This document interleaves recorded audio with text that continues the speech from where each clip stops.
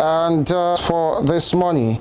And as today is a Thursday, we have a very interesting one that possibly people who are involved at some point will look at it and say, oh, this is something that has happened for that possibly they witnessed at some point, and is the Guardian of 1988. just yesterday. Yeah. Come again? Just yesterday. That's it on your screen. You have it on your screen here. The Guardian of 1988. Yeah. And I wish somebody would just tell me the name of the military man coming down from that vehicle. That's Colonel Rajirasaki. You remember who built this Gada?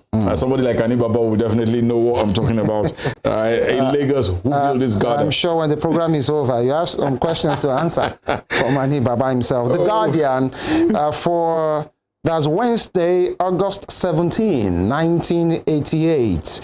And in history. Yeah, this is in history. Yeah. Throwback Thursday. And then you have boldly written there, 26 million naira projects for youth begin tomorrow.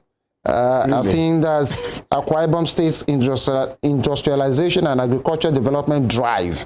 That's talking about Akwa Ibom. There, and then you have these Nigerian film company may be privatized, okay, but something there, has just caught my attention, and it is 60,000 tons of fuel may be imported over shortfall in the north. So it speaks to the fact that some of these issues have been there. It's been there.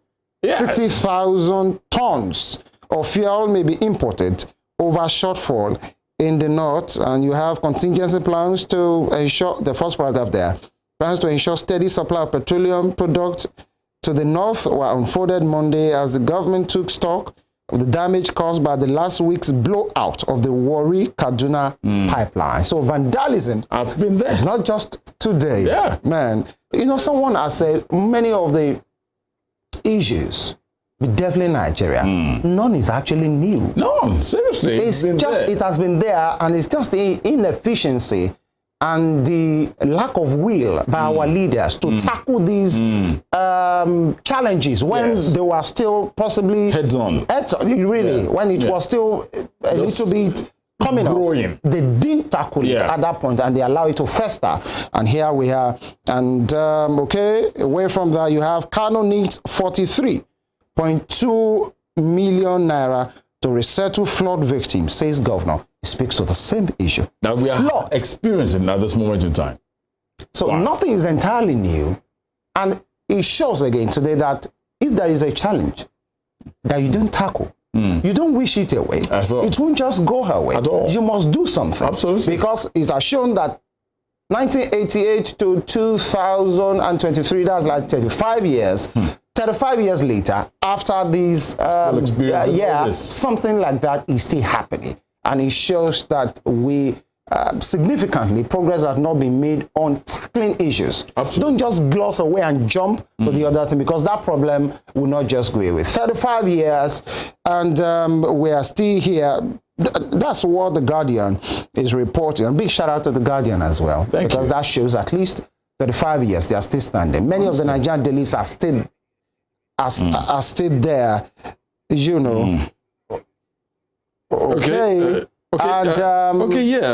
at the exchange rate, the currency, just below, to the tilt end to your right hand side on the Guardian, what it looked like $1 to a naira. Then I need to look at it. Look at the currency rate then in 1988. Looking at what it looks like then, looking at what we have now. Wow, my goodness. Look at how much gold cost in 1988, and look at what it is right now. As at 1988, can you see what it looks like? Oh my goodness.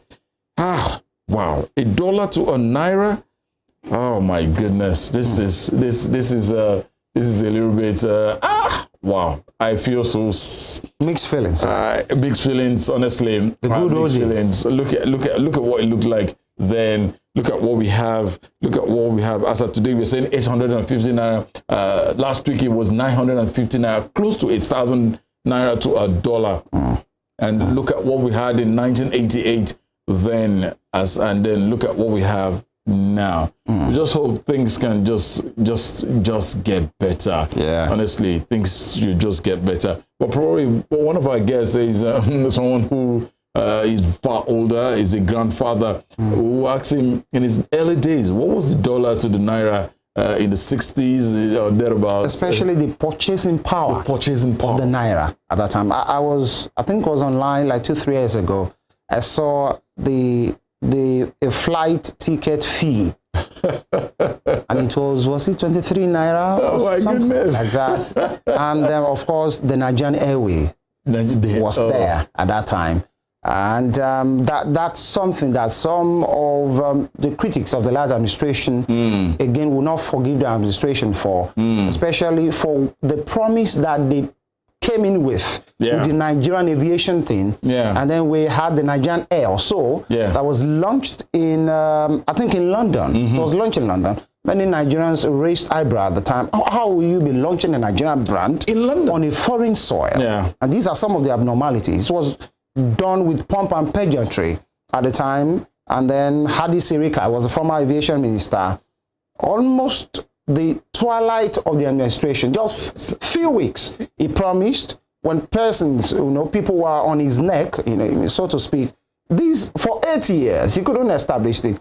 And I think 5 or 4 days before the administration left, they brought in an aircraft, written Nigeria Air, and then, the rest of the story, you already know it, because that was a sham. To call it what it is, it was a sham. And then we got to be listening to read news and saw that that was more like an arrangement. Brought in an aircraft from Rwanda. There was a partnership.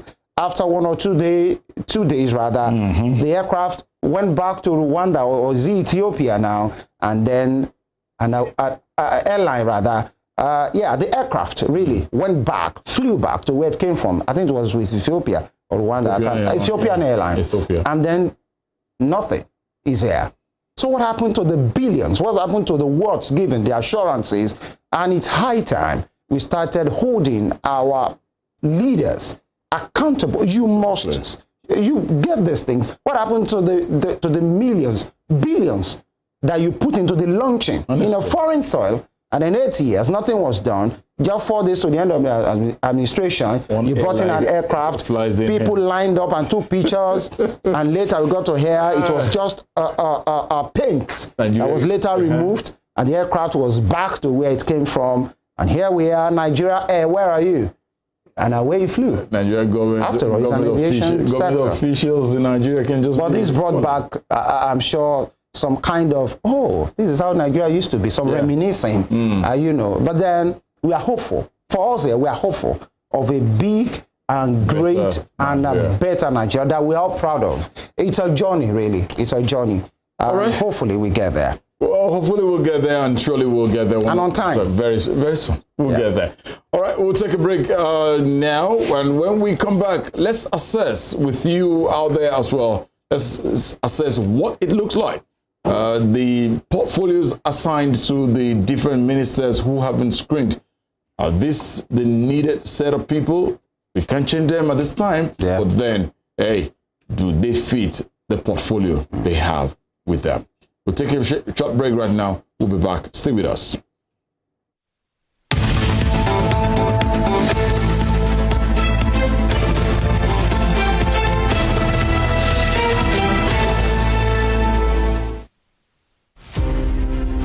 Hilas Olayinka Herbert Macaulay, politician, nationalist and journalist, was the first Nigerian to qualify as a civil engineer, surveyor and architect. Born on November 14, 1864, Herbert Macaulay was the founder of Nigeria's National Democratic Party, the first political party in pre-independent Nigeria. Scholars of Nigeria's political history describe Herbert Macaulay as the intellectual bulldog of 19th century Nigerian nationalist movement. in deference to his qualities as founder and leader of two foremost political parties, Nigeria National Democratic Party (NNDP) and National Council of Nigerian Citizens (NCNC).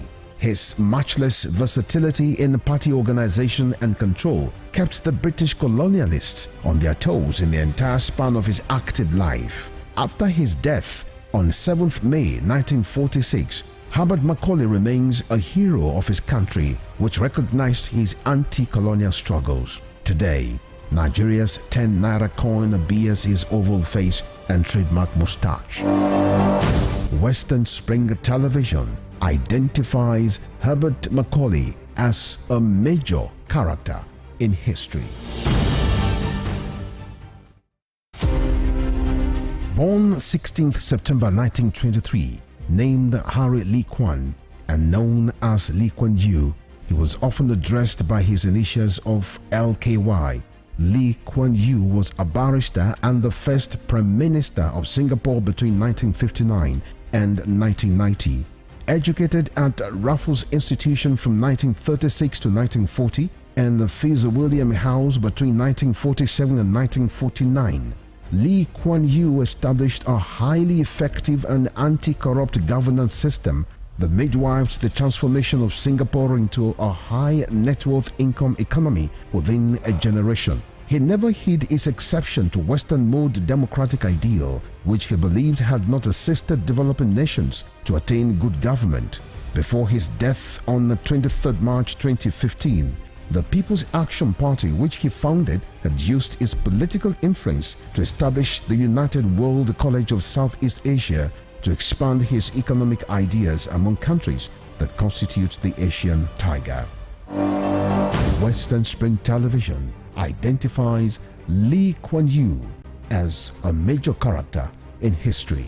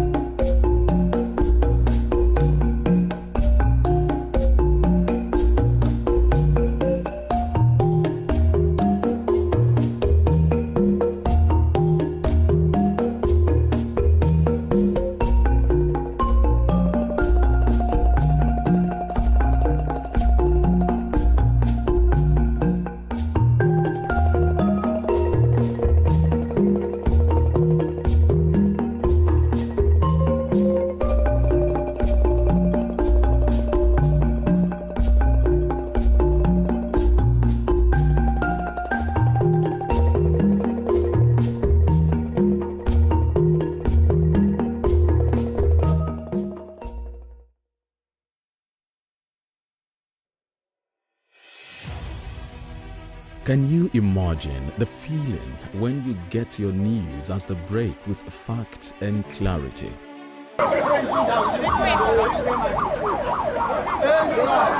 Our news are reported as it is. In Africa, and all those who masterminded the way it happened will have to pay a price.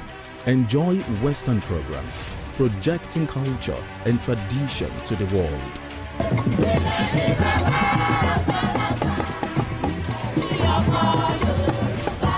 Brought to you as the break and recapped every hour for your update.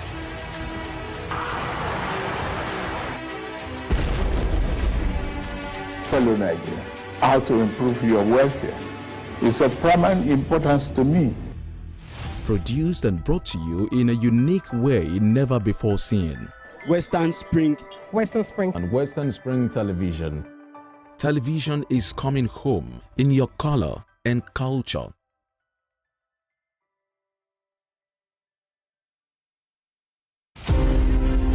Funmilayo Ransom Kuti was an educationist and advocate of women's rights. She was recognized for her vitriolic comments against colonial policy of taxation as it affected the Nigerian women. Bere, as fondly addressed by her women followers, Funmilayo championed the initiation of universal adult suffrage, which gave an unprecedented leeway for women to contest elective offices and power to exercise voting rights. Married to a foremost educationist and teacher, Israel Oladotun Ransom Kuti, the first president of Nigeria Union of Teachers, Funmilayo Ransom Kuti was the mother of children who inherited her spirit of activism. Olufela and Be Kololari, the former, a renowned musical legend. She was the first female student of Abeokuta Grammar School and the first female to own and drive a car in Nigeria. The award recipient of Member of Order of Nigeria MON and Lenin Peace Prize, was born on 25th October 1900 and was killed on 13th April 1978 by rampaging road soldiers in Lagos. Western Spring Television identifies Funmilayo Ransom Kuti as a watershed character in history.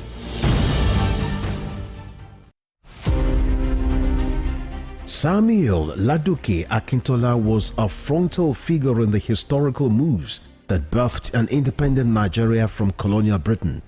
As a freedom activist, he deployed his wits, energy, intellect and oratory skills to prepare the grounds for constitutional talks that eventually culminated in the country's independence in 1960.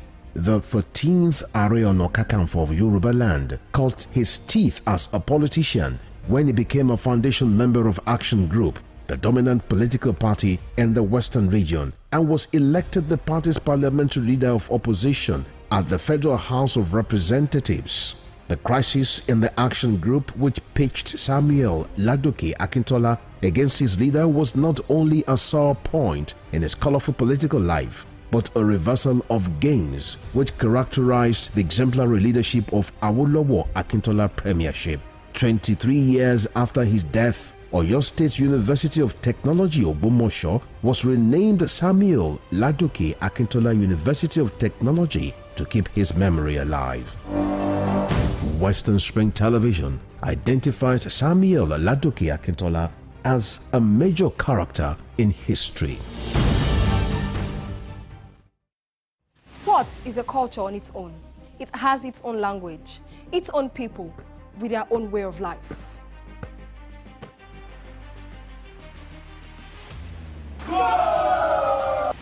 The world of sports is never void of actions, stories, dramas, and scandals.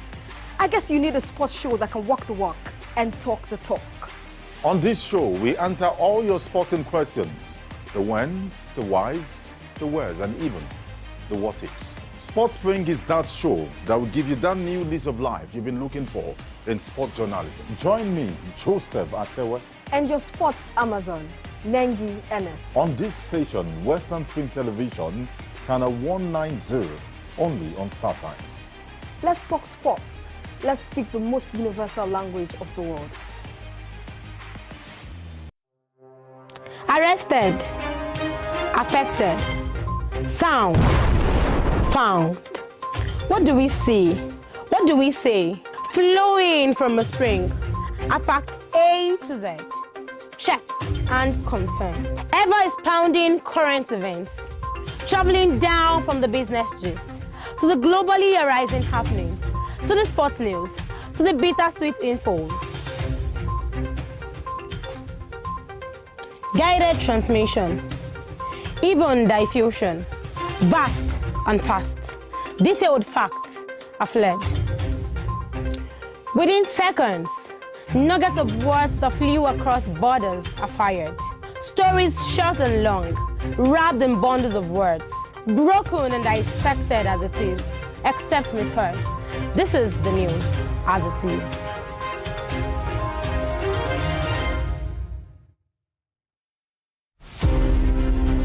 Dramatist, playwright, and icon of Yoruba thematic arts, Duro Ladipo was born December 18, 1931 in Osogbo, southwest Nigeria. His clergyman father christened him Timothy. His other names, Duro Dola, Duro Shomo, Duro Rike, reflected his persona and the circumstances that surrounded his birth. The legendary stage actor had in several public fora identified himself as one of the greatest abikus born to die in this world.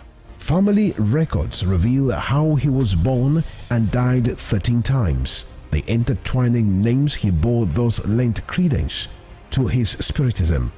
Duro Ladipo was one of the best known and world-acclaimed Yoruba dramatists to emerge from post-colonial Africa. His notable works Obakoso, Obawaja and Moremi took him beyond Africa to several parts of the world. By the time Duro Ladipo died on 11 March 1978, the Nigeria's first cultural ambassador had acquired a towering image as an artist whose works adorned the frontage of Trenchard Hall, University of Ibadan. Western Spring Television identifies Duro Ladipo as a major character in history.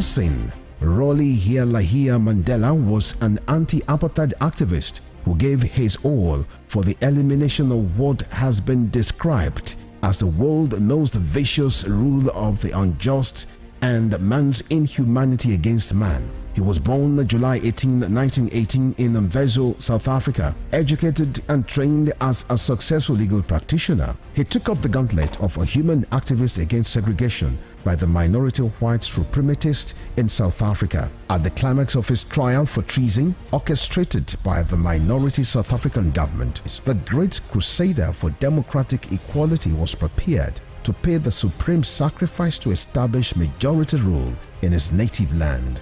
He told white jurists that if achieving freedom for his people was worth his life, he was prepared to die. Nelson Mandela spent 27 years in Robben Island, described as the most notorious prison in the world. It was from this same prison that he came out as a free man to assume office as South Africa's first black president in 1994. Western Spring Television identifies Nelson Mandela as a watershed character in history.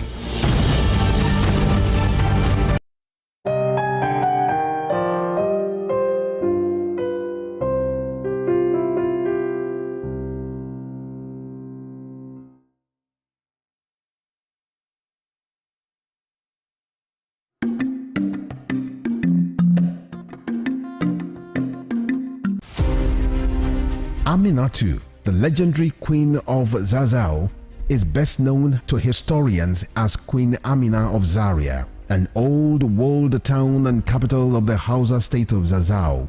Amina was a great warrior and the first woman to rule the ancient kingdom of Zazzau. The 34 years as queen witnessed an unprecedented expansion of Zazzau by conquests. Queen Amina of Zaria belongs to the class of Amazons by the might of her army and her strings of conquests. She opened Zaria to trans-border trade and was said to have initiated kola nut cultivation in the ancient kingdom. The Hausa Muslim figure was born in 1533 and died in 1610 at the age of 77 years. Folklores remember Aminatu, the Queen of Zazzau, as a brave, smart and talented leader, whose giant statue now adorns the National Arts Theatre in Lagos, Nigeria, while many educational institutions bear her name. Western Spring Television identifies Queen Amina as a watershed character in history.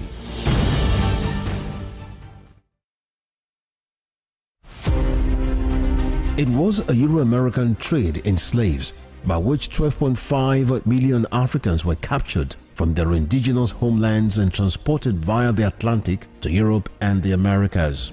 The transatlantic slave, also known as triangular trade, was the worst form of man's inhumanity to man and the most costly in human life of all long-distance global migrations. Hundreds of Africans chained tightly to plank beds in the belly of slave ships in horrific conditions were transported via the Atlantic and stripped of all human dignity on arrival in Europe and America. It is the greatest crime the Caucasians committed against the black race. It is impossible to discuss the transatlantic slave trade without a copious reference to impoverishment and underdevelopment of Africa and its peoples.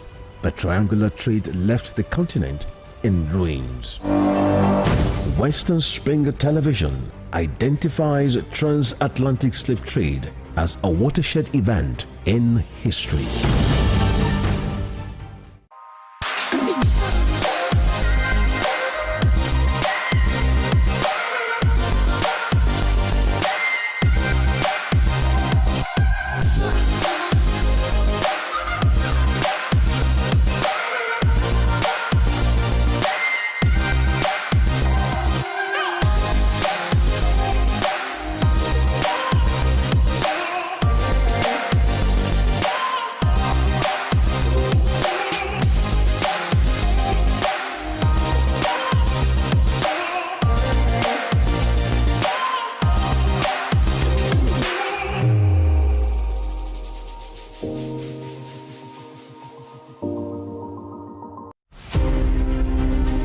The Berlin Conference of 1884 defined the configuration of Africa, which hitherto existed as a continent of multiple kingdoms and empires under native rulers.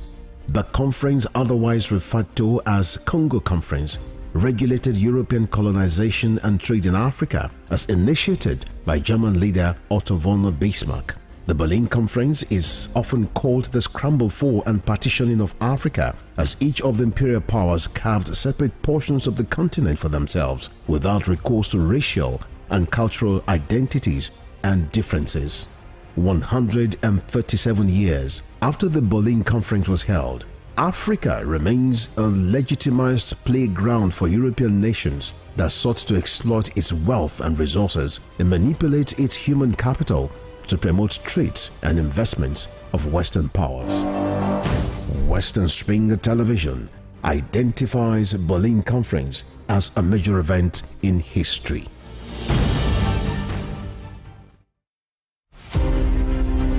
The Korean War of 1950 to 1953 pitched North and South Korea against each other in response to intrigues by nations beyond their border with different interests from those canvassed by the two brother nations. The Korean War had all the nuances of an external conflict induced by powers that were interested in subjugating North and South Korea. Japan had leveraged on its military power to annex Korea in 1900 and imposed a military union that did not sit well with the citizens. Japan not only lost its war of conquest against Korea, all its powers were obliterated by the effect of the World War II. The end of World War II got Korea divided into two nations along 38 parallel lines by the instrumentality of the United States of America and the Union of Soviet Socialist Republic. The Korean War lapsed into a Cold War when it stopped the prying eyes of external forces into the internal affairs of a nation now divided along its north and southern territories. Western Spring Television identifies the Korean War as a major event in history.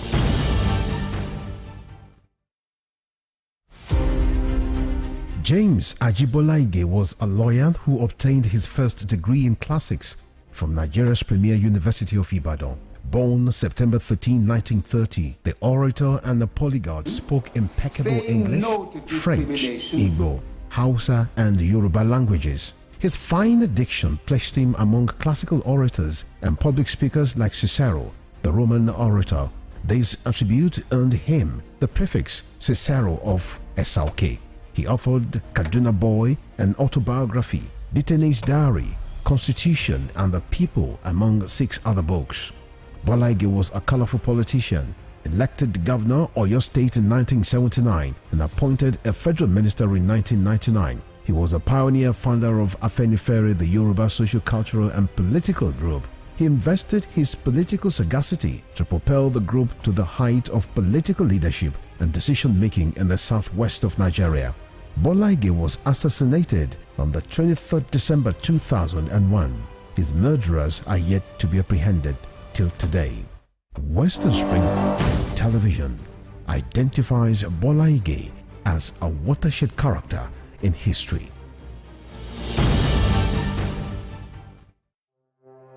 Arrested, affected, sound, found. What do we see? What do we say? Flowing from a spring. A fact A to Z. Check and confirm. Ever expounding current events. Traveling down from the business gist to the globally arising happenings, to the sports news, to the bittersweet infos.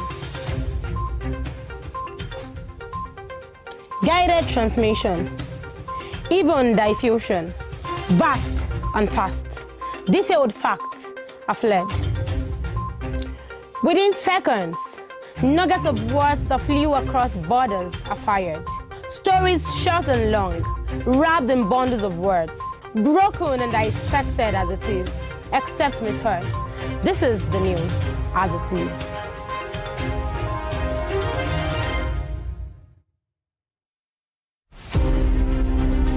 The British Empire was the largest and the most powerful in the world. At its zenith, the empire embraced a quarter of the earth's land surface and imposed her imperial majesty's rule on more than 458 million peoples across nations and continents. The empire took off with overseas possessions and trading posts established by England, spread over 3 million kilometers between 16th and early 18th century. Like previous empires, the British Empire began to crumble on its weight of overstretched territories and growing unrest in our various colonies. Today, the British Empire no longer exists. What is in place is the Commonwealth of Nations, a loose association of sovereign states which recognize the King of England as the titular head.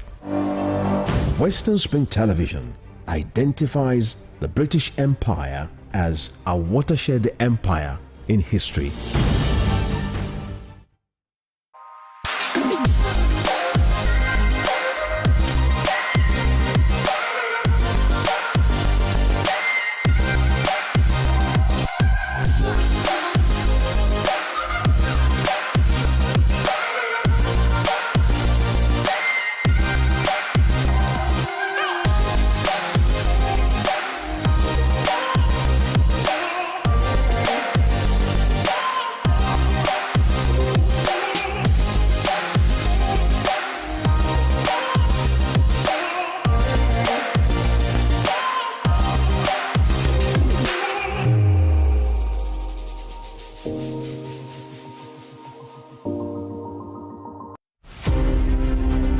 Kiriji War, also known as Ekiti-Parapa War, was waged among Yoruba main ethnic groups which emerged from the ruins of the falling Oyo Empire that were desperate to replace the awesome powers hitherto wielded by the Alaafin of Oyo.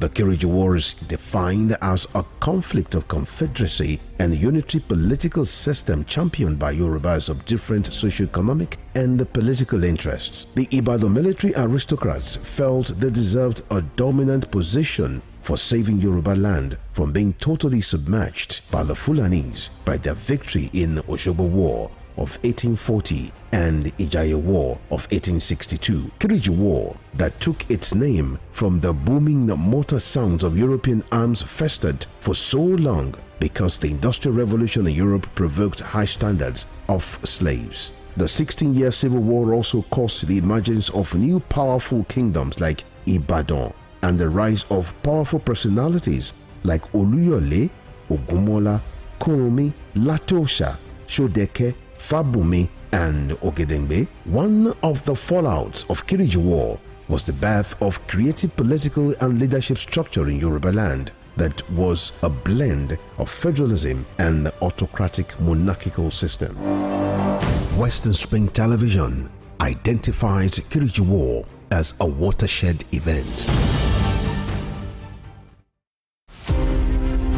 Hilas Olayinka Herbert Macaulay, politician, nationalist and journalist, was the first Nigerian to qualify as a civil engineer, surveyor and architect. Born on November 14, 1864, Herbert Macaulay was the founder of Nigeria's National Democratic Party, the first political party in pre-independent Nigeria. Scholars of Nigeria's political history describe Herbert Macaulay.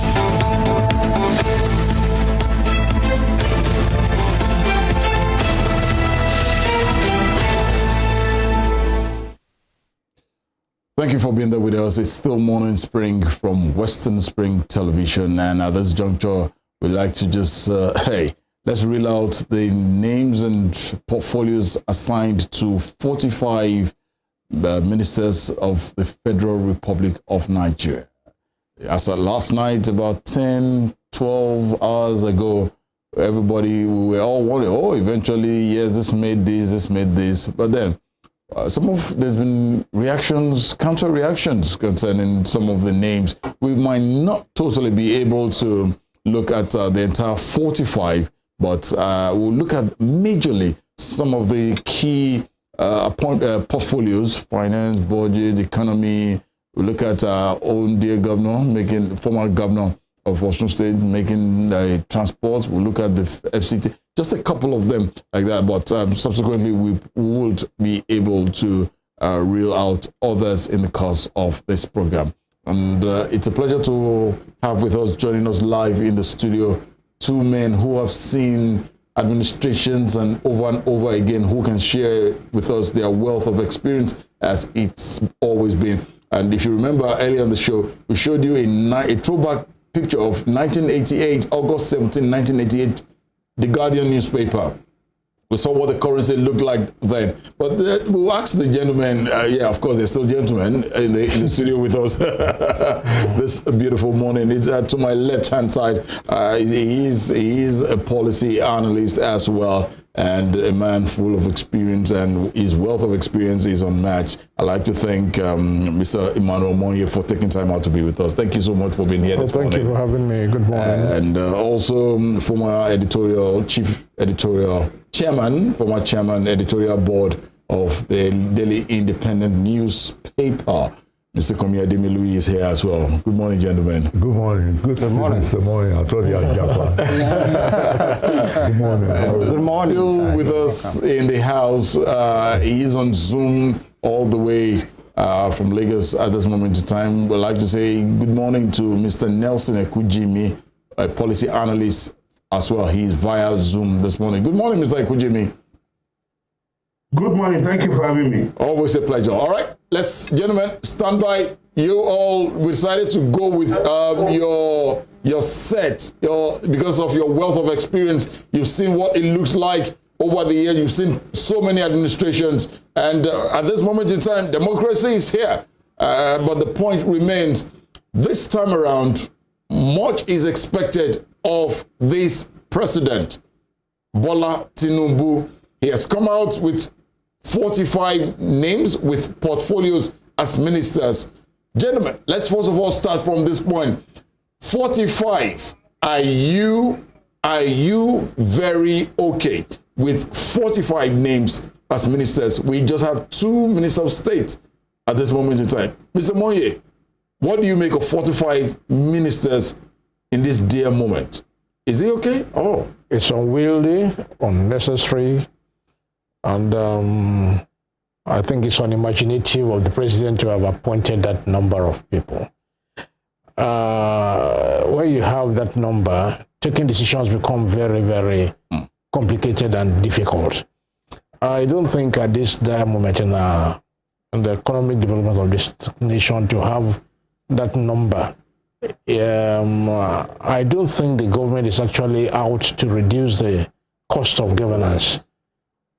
It's not out to reduce cost. Instead, it appears to want to continue to compensate politicians, because I've seen the list as not made up of technocrats or young people, but the list as released appears to be the list of people admitted into a retirement home for politicians, just like we have in the National Assembly.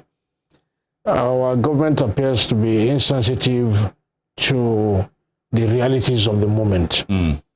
No matter how well-intentioned the concept of having this large cabinet is, I don't think that it was really thought out. We could have done with a leaner government. We could have done with fewer ministers, and we would have been able to achieve the same things we want to achieve. Because it's not only the ministers now that were appointed. You have to create spaces for permanent secretaries and bureaucrats that will work in those places. Except we want to deceive ourselves, there will be overlapping of functions at a particular point. There will be a clash of interests. And I don't see us achieving too much for this large number, except we are preparing for a second term. If it's a campaign team, okay. But to deliver to Nigerians what we need at this particular stage, I think it is unwieldy. Mr. ADEMILUYI, what's your take? 45 names. I go along with 90% of what has been said. It's unwieldy. I think that there should be a constitutional amendment, actually, from the experience we've had in this crisis, and we're in a crisis, that the president should submit the names of ministers within 10 days of the National Assembly appointing or electing their their principal officers.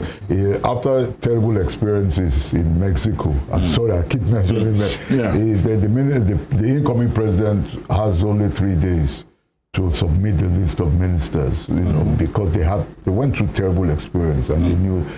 Secondly, very quickly, I think actually that what we need now is a war cabinet. I know they've got 45 or 48 at the end of it, but we need an inner cabinet, a war cabinet of about 7-8 people. It's good that you now have a coordinating minister for the economy who is actually first class. But the whole thing is a little bit hodgepodge. And before I yield the floor, it's sounding uncannily as if this whole composition is either meant for a rerun, which is not off the cards, unlikely, but it's not off the cards, or preparation for a second term. It's regrettable. I wish it had not been like this.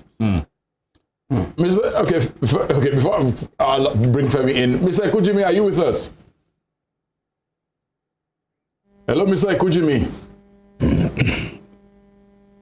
Hello, Mr. Nelson. With you. Okay, we'll try to stabilize. I can hear you. I'm with you. Okay, great. I'm with you. Just like the gentlemen have. Can you hear me? Yes, we can hear you. Go ahead. I can hear you. Just let's go for that. I'm with you. I can hear you. All right. Thank you.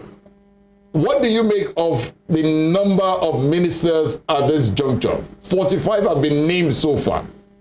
Is this what we need at this point in time in Nigeria? Mr. Nelson. Okay. All right. Yes, thank you very much. It is more than what we need at this point in. I can hear you if you Go can ahead. hear me. Go ahead. Go ahead. We can hear you.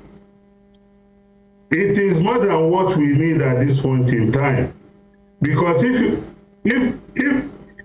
look at the names, you see that these are men and women of, impeccable, professional expertise who have distinguished themselves in their various fields, either in the private sector or in the public sector when they held office. So I have no doubt in my mind that these are professionals who will deliver on the mandate of, Mr. President.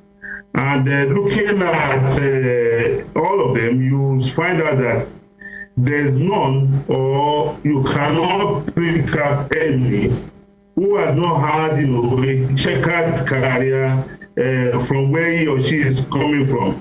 We don't have a green on there, which shows clearly that cabinet is made up of the youth as well as the experience.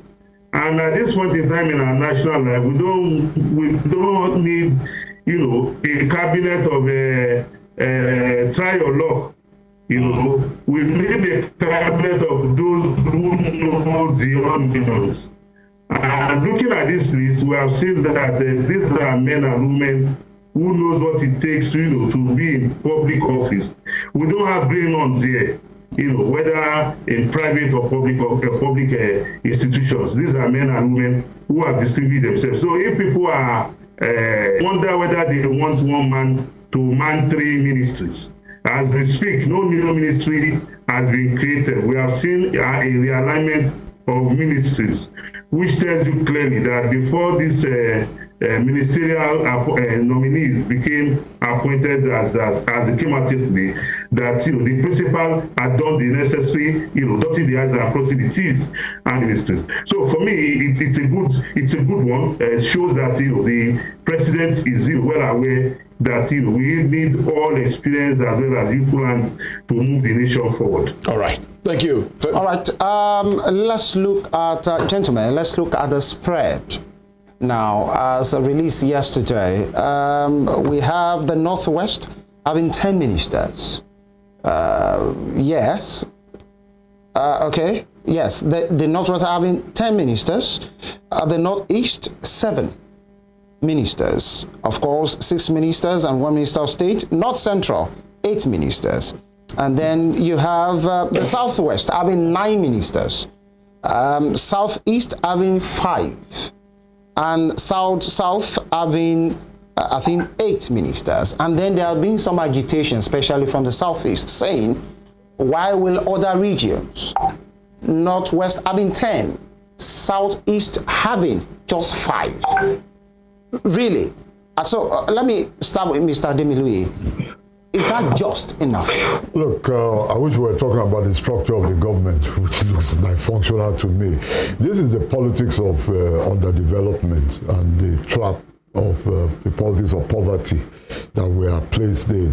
Whether you have 50 ministers from one region or not, what's that going to do with the price of sliced bread? The country is in a crisis. I mean, is it the country, on that debate, actually, which we see every day on the news, and it's just a reflection of the fact that this country is stagnant. And perhaps sliding into irrelevance. The best example I always give, which about the politics of underdevelopment and countries that are actually based on production and development, is if you look at the cabinet of Richard Nixon in 1968. I was in secondary school then, but I was watching the news and reading Time magazine. What is instructive about a productive economy is that out of 11 ministers, 7 of the ministers came from the home state of the president, Nixon. 4 out of the 7 came from his local government, Orange County. I mean, there were 7 ministers from California, 4 out of 7 ministers came from the local government. But nobody gave a damn, nobody gave a... We're stuck in underdevelopment in this country. So if each region had the same ministers, how would that make life better for hard-pressed people, some of whom can't eat 1 meal a day? It is precisely because of this that I think this country needs a war cabinet to tackle the deep structural dysfunction of this country. Go back to the 1963 Republican Constitution, which was based on production.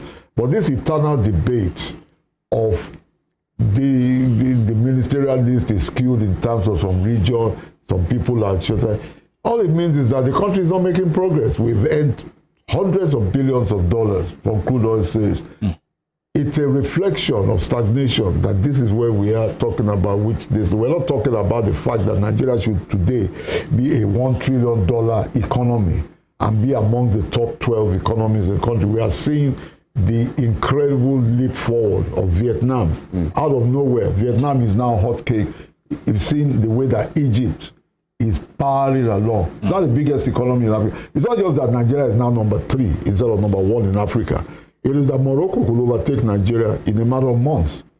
And as the country slides into irrelevance, it shows you the level of stagnation that we are now talking about, which region is getting what.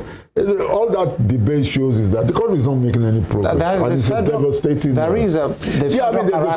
character thing. Of course, that should be fulfilled. The federal character thing. I mean, you already have 1 minister per state, and we should have stopped at that.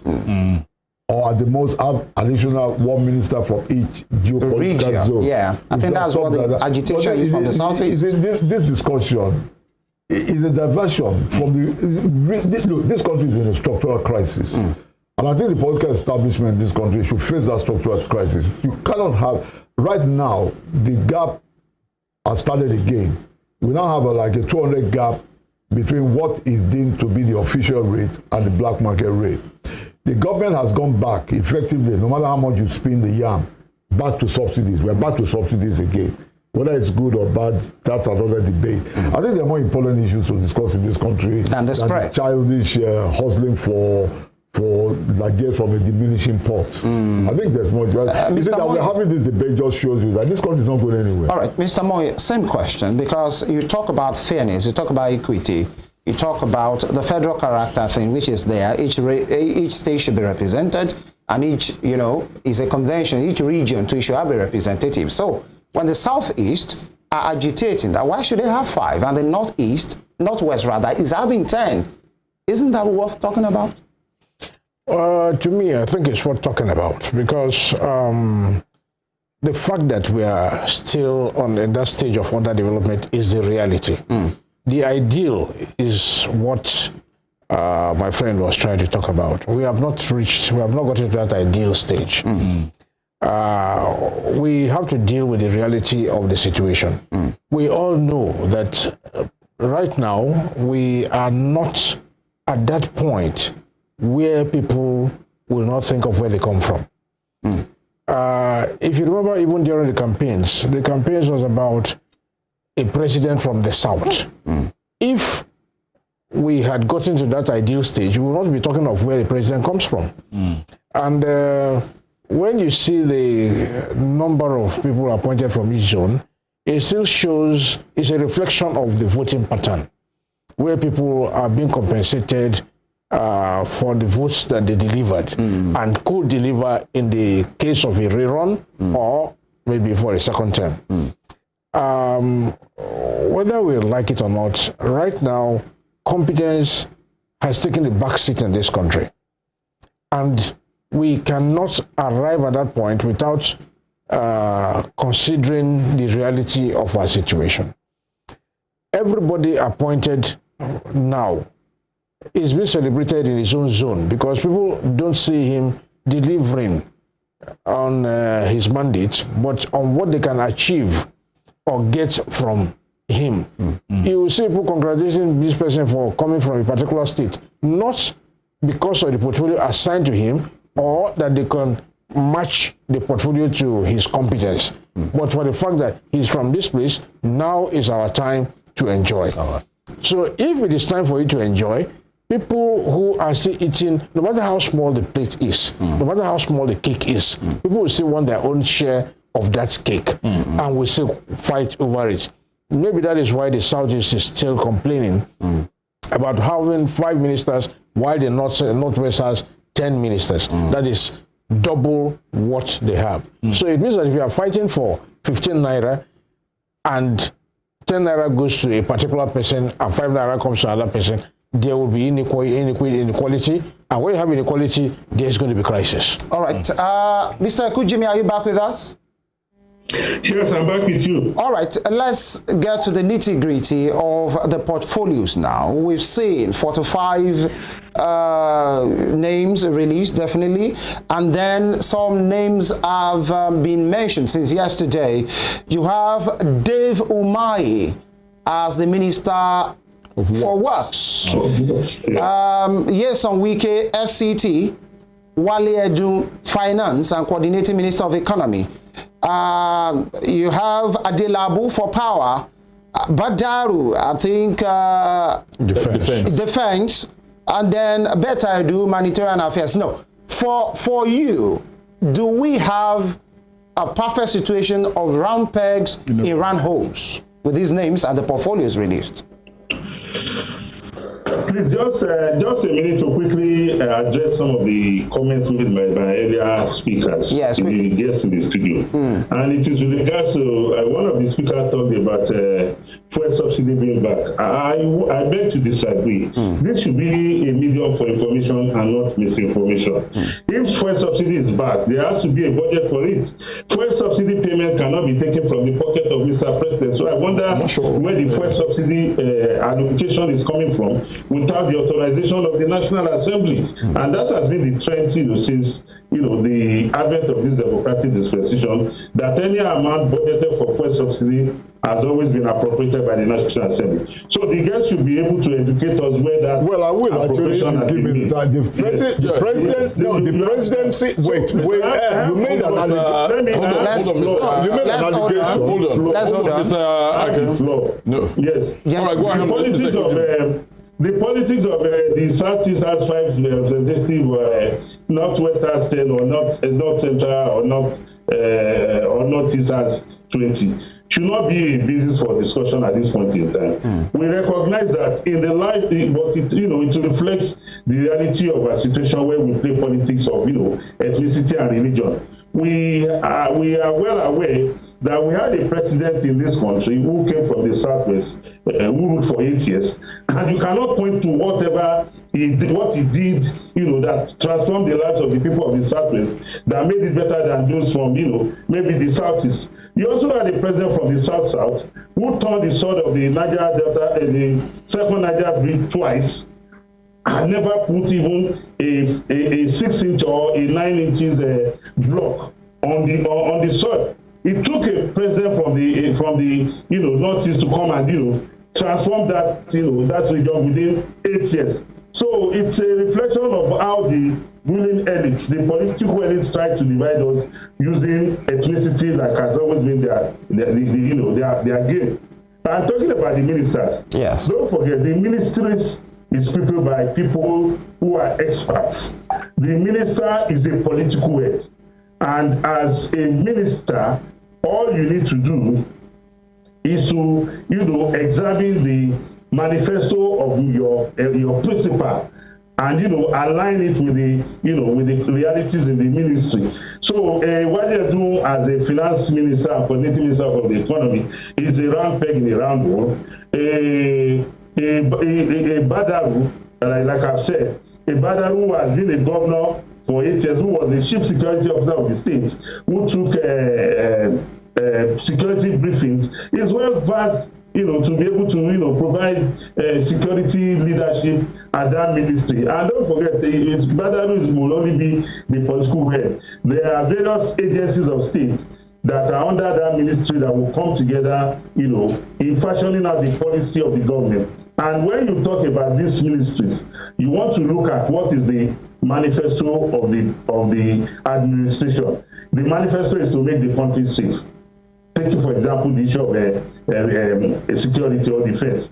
Talking about finance, the manifesto is to make our economy buoyant. What do you need to do? How do you arrest inflation? How do you ensure that life becomes livable for the people? The Minister of Finance is in charge of, fiscal policies. What do you do, to make sure that the economy is up and doing? So as far as I'm concerned, it's not until you bring somebody from heaven to come and rule us. We have a government here on earth, and it is only those of us here on earth that will do it. But you must recognize that There's no perfect situation, there's no perfect human being, there's no perfect, institution. In the course of human engagement, errors will be made. But if you have, professionals who have the wherewithal, to do the needful, because I strongly believe, and I'm of the know that those ministries we have mentioned with regards to these assigned ministers are ministries that are not people by some people who were picked from the bus stop. These are people who have had careers in the civil service. Right. Some persons in those ministries will have spent about 20, 25 to 30 years, depending on what criteria they fall under before retirement. So I have no doubt about that we have a square pegs and square holes. All right, so can I reply to that? Yeah. Because he's accusing me of intellectual dishonesty. I think it's better. Look, I thought the days of alternative realities left with Lai Mohammed and co. The fact of the matter is that we should stop this alternative reality. 2 days ago, the president of Kenya, William Ruto, said that he had to go back to subsidies because of the excruciating cost of living crisis. In this country, I can't remember that guy's name, the presidential spokesman said they are going to hold the line on the present fuel price. Now look at the situation. The situation is that the naira is either has or is about to cross the 900 naira to $1 rate. Fuel prices have gone up abroad for all kinds of reasons. We don't need to go into that. Nigeria has zero refinery capacity. Now we have all kinds of inefficiencies in the logistics systems, starting from the ports, etc. Now, if you hold fuel prices to whatever you are saying you are good, there will be no increase. It was categorical. There will be no increase in fuel price. Well, isn't that flying in the face of the reality that you are whoever, whether it's the NNPC or the government, there is now a gap between the landing cost and what you and I are paying for fuel at our petrol station in Lagos, in Oshogbo, in Maiduguri. If that is not a distortion of the market, that you have gone out of saying we have a liberalized market and it's going to be purely on the forces of demand and supply, what then is it? So, I mean, this very quickly, I'm sorry I have to come in very strongly here, but this idea of creating alternative... Mr. Kujimi, please hold on. Mr. Kujimi, please hold on. I'm sorry, we are in a very difficult position, and this idea of creating alternative realities or burying your head in sand is just not acceptable. And frankly, the new media spokesman is a refreshing departure from the past. All right, gentlemen, we have to come back to the discussion. Hold on, Mr. Kujimi, please hold on. Mr. Kujimi, can you please hold on? Can you please hold on? Please hold on. Because of the want of time. It's a fact. It's not being realistic. Hold on. That's your opinion. He's not going back on the removal of fuel subsidy. So what is he talking about? All right. He's saying distorting reality. Because as I yesterday, as Mr. Kujimi, let's just get some. Hold on. There's no going back on fuel subsidy removal. Yes. He made a categorical statement. So let him show us. He's a journalist. Let him do investigative journalism and unearth the distorted reality. All right. And in that way, I'll be at peace. All right, Mr. Kujimi, thank you. We have to come back to the discussion of the day. The discussion of the day is the ministerial portfolios that have been released. Let me go to Mr. MONYE. Have you seen the list? Yes, I have. Round pegs and round holes? Going by Mr. Kujimi's analysis, yes, that the ministries are peopled by professionals and that the ministers are political heads. Going by his own definition, will it be proper to now put somebody that read arts as Minister for Finance? It means that every minister is supposed to be at least competent in the ministry, or to have the capacity to administer the ministry to which he has been assigned. Well, on paper, yes, Wale Edun has done very well in Lagos, but I have noticed that these things don't translate to the federal level. We seem to believe in projecting elephant CVs and for them to deliver mice at the end of the day. I want to approach this idea of having round pegs and round holes with some caution. Okay. Because we have had high hopes in the past. We have seen people who come in with very impressive CVs And at the end of the day, we have problems with the ministry. So what seems to be the problem? Now, I think there's something wrong. Okay, let's take the past head of state, the past president, President Muhammad Buhari. He was a former minister of petroleum resources. He came and took charge of the petroleum ministry. While he was there, Nigeria continued to bleed. Crude oil continued to be stolen. We were not getting enough revenue from crude oil, even with his experience as the former minister of petroleum resources. So the competence and the track record bringing to office seem to defy the final expectations people want from them. Okay. All right. Let's look at some. Okay, Mr. Ademiluyyi, I wanted to make a quick point after Mr. Moore. I hope you don't mind. Go ahead. I think that the choice of Wale Edun as coordinating, I put the emphasis on coordinating, is a really important choice. I must make a declaration of interest. I've known him for about 45 years since university days in London, you know. But he co-founded one of the best banks in this country at the age of 33. And I believe that is, to me, the most important choice in this cabinet, because you need somebody to coordinate and drive the economy at a time of crisis. And to me, he's one of about just 4 or 5 people at home or in the diaspora who, in my opinion, fits the bill. It's an inspired choice. I hope they can also begin to now look for somebody as good or even better to be substantive governor of the central bank. Let me quickly chip in 2 names before we go back to Mr. Ekujimi. Nyesom Wike, FCT. It's a good choice. So I'll tell you why. I'm not saying that Wike is a superman. I don't really have time for him. But it's a decisive break from an unfortunate pattern. In the First Republic, the 2 ministers we had for Lagos Affairs, Muhammadu Ribadu and Musa Yar'Adua, came from the north. Nobody complained that the minister there was never a single Yoruba minister for Lagos Affairs or Eastern minister. So I think I praise the president very strongly that this thing that the minister for FCT, which is after the nation's capital, must always come from a part of the country.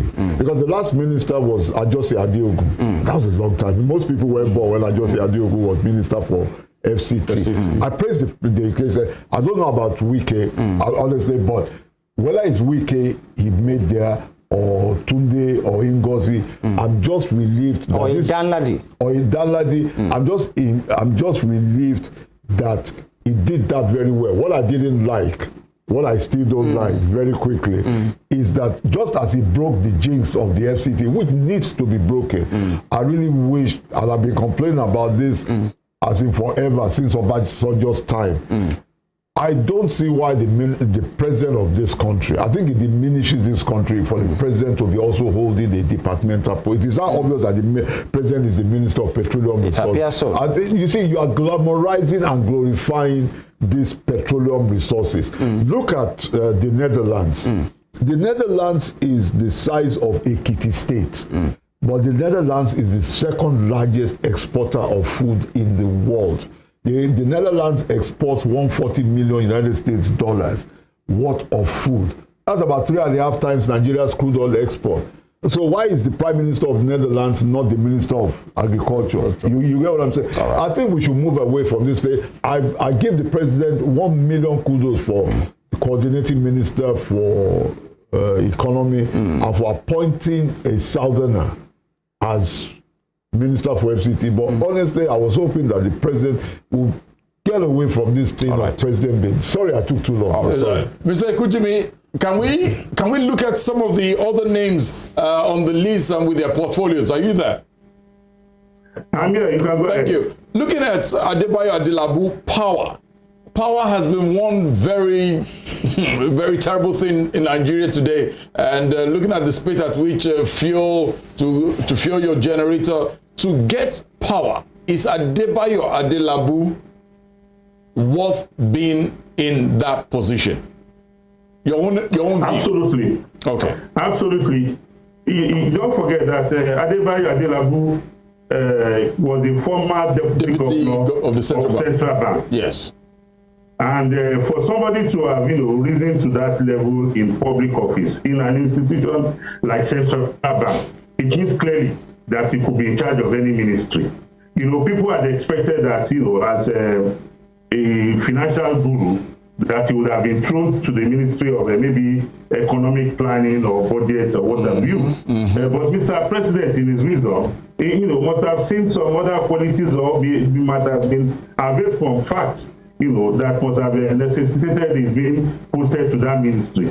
And I have no doubt in my mind that based on the, the template on ground, don't forget that even in the previous administration, when we had a minister for power, we also had a president overseeing that ministry directly himself. If you recollect that the issue of power generation with the bringing in of Siemens was done directly by the Nigerian president, in consultation with the president of Germany. And it even took the life of the former chief of staff Abakari, who went to represent the president at an engagement on power in Germany, who contracted COVID, and that was how the man unfortunately passed on. So I have no doubt in my mind that Mr. ADEMILUYI will do justice to that ministry, because if there's one area that ministry is seriously in crisis of, is the area of funding. The ministry needs, we talk about electricity, and a lot of our people just believe electricity is something you can tap from here and it comes on. Electricity involves a huge capital investment, and as an economics, as a financial guru, one expects that Mr. ADEMILUYI will bring his economic wisdom into play there, coupled with the fact that that ministry, has professionals in the electricity industry who will do justice to achieve the aim of the government. Because if the aim of the government is to say maybe in the next 2-3 years we want to have 40,000 megawatts of electricity nationwide, there must be a roadmap for achieving that. And anybody of sound mind, if it's in charge of that ministry, just like Mr. ADEMILUYI put there, can easily travel that road. And don't forget that that road is very, very critical to the national life of our country. Right. So it's not something you will assume that to be left on the laps of Mr. ADEMILUYI. The whole country is watching, and the principal, knowing that he has the mandate to deliver, will also not go to sleep because he has assigned such a responsibility to him. Okay. All right. Stay with you, Mr. Kujumi. Dele Alake, solid minerals. Many persons might be thinking it should possibly be in the Ministry of Information, considering his pedigree, and Festus Keyamo, aviation. Your take on these two ministries and portfolios?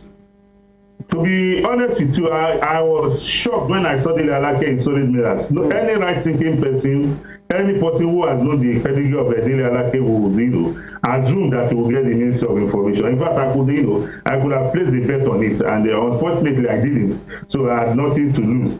But taking a Dele Alake to solid minerals, I want to believe that Mr. President must have been, must have some personal interest that he wants Dele Alake to drive for national growth in that particular ministry, and that is why he has been assigned there. I don't have any doubt in my mind, because Dele Alake is a thoroughbred professional. Forget the fact that he's a media guru.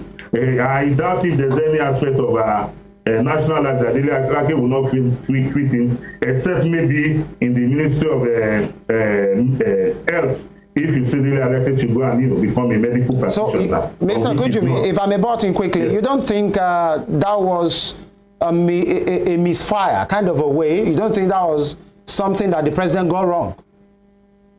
No. You see, we as citizens, we look at things from the surface. The information available to Mr. President is more than we are seeing it. And in drawing up that ministerial, don't forget, it's not that when we talk about ministerialists, will anybody assume that that ministerialist will be drawn up only by Mr. President? He would have done his consultation. No, like we say in Yoruba, in my place, Yami Yobama, so one man does not run a country even though you are Mr. President. So I don't think it's a wrong move. Okay. Like I said earlier, every ministry has professionals who are performing their role there. the minister or the commissioner is a political head. And what is the role of a political head? To drive the agenda of the administration using that ministry. So, Adele Alake, if taking Dele Alake to solid means as if, in view of this pedigree, Dele Alake is a man that there's no job you give him to do that he will not do excellently. All right. So, in view of his pedigree, I have no doubt that he will succeed there. All right. All right, quickly, let's talk about Festus Keyamo. Yes, aviation. Yes, Festus Keyamo. Don't forget, in the last administration, he was Minister of State for Labor and Employment. Now he's in aviation. I want to believe that, you know, his character, his pedigree over the years as a legal practitioner, as a social engineer, because Festus Keyamo has been involved in so many social causes.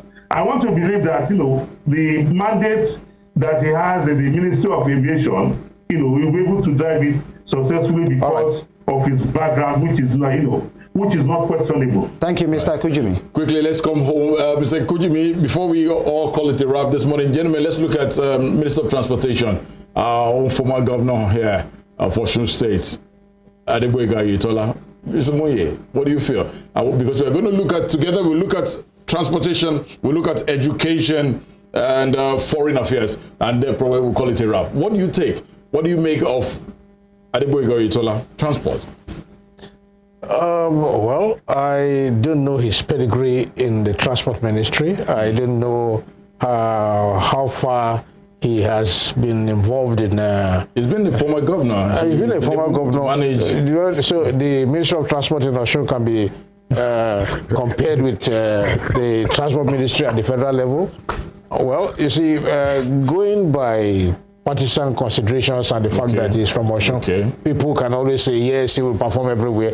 But I believe that if you are going to speak or act or administer something, you should at least have your basic knowledge and competence in that particular area. Well, again, I'm sure that people in Osun will be happy that at least they could have a piece of the pie in the transportation ministry, in aviation, in rail, and every other thing. But I didn't see the rails working when he was here in Osun, and I didn't see the airports taking off in Osun.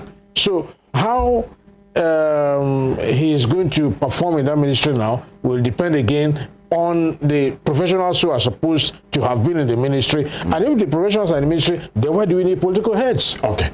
Can I make a point, actually? The key point for me, actually, in this issue, I don't want to talk about it, it's not relevant to me, but the key point for me is that I give the president kudos for having a minister for the blue economy.